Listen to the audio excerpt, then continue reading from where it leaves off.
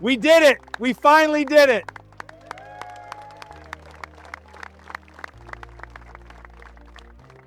What would you do if someone told you to take down the American flag flying outside your home?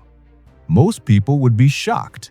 But when my HOA ordered me to remove my flagpole or face daily fines, I wasn't just shocked. I was furious.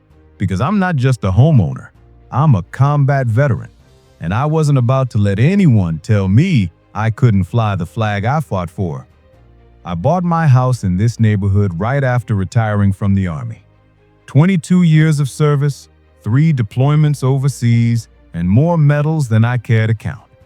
All I wanted was a quiet life, grilling on weekends, spending time with my family, and watching my flag wave proudly in the breeze. I installed a 20-foot aluminum flagpole in my front yard. Nothing flashy, just solid, respectful, and perfectly legal. Every morning, I'd step outside, salute, and raise the stars and stripes. It was my ritual, my reminder of brothers I'd lost and battles we'd won. But 3 weeks after I moved in, the letters started. HOA notice of violation. Flagpoles are prohibited under community guidelines. Remove immediately to avoid penalties. At first, I thought it was a mistake. Surely they couldn't be serious. Federal law protects the right to fly the American flag. But the next week, another notice came. This time, it included a fine, $100 per day. That's when I realized I wasn't just dealing with rules, I was dealing with control freaks. The HOA president's name was Gregory Stanton, but everyone called him Little Napoleon. He was a retired banker, about 5'5", always in polo shirts tucked too tight, and sunglasses he never took off.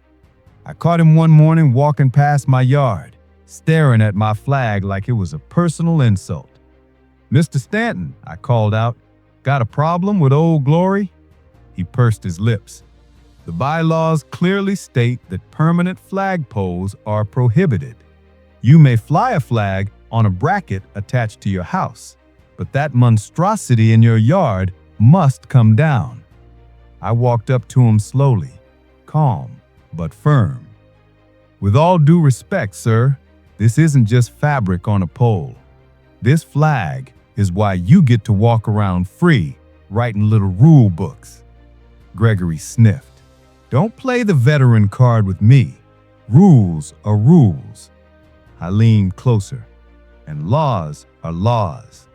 The Freedom to Display the American Flag Act of 2005 says you can't stop me from flying it. So either back down or prepare for a fight. Gregory turned red. "We'll see about that." Oh, we would. The fines kept coming. $100 a day, $200, then threats of liens on my property. One afternoon, I came home to find a bright orange sticker slapped on my front door.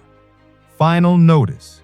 Remove flagpole or HOA will initiate foreclosure proceedings.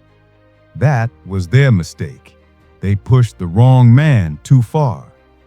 I gathered every notice, every fine, every threat, and built a case.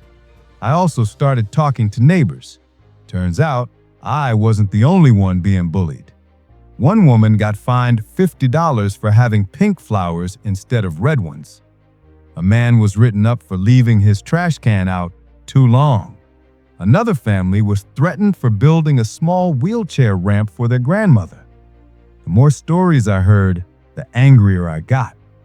This wasn't about a flag, this was about power. The next HOA board meeting was packed. Dozens of neighbors filled the community hall, whispering, waiting. Gregory sat at the head of the table, smug as ever.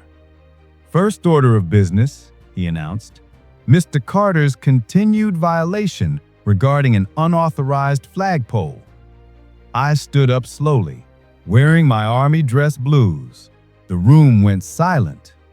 "Mr. Stanton," I said, loud enough for everyone to hear, You've been harassing me for exercising a federally protected right. You fined me illegally. You've threatened foreclosure on my home. Do you deny this?" He smirked. "You chose to break the rules. The board has authority." I pulled out a folder thick with papers. "Here's the Freedom to Display the American Flag Act. Here's testimony from neighbors you've bullied.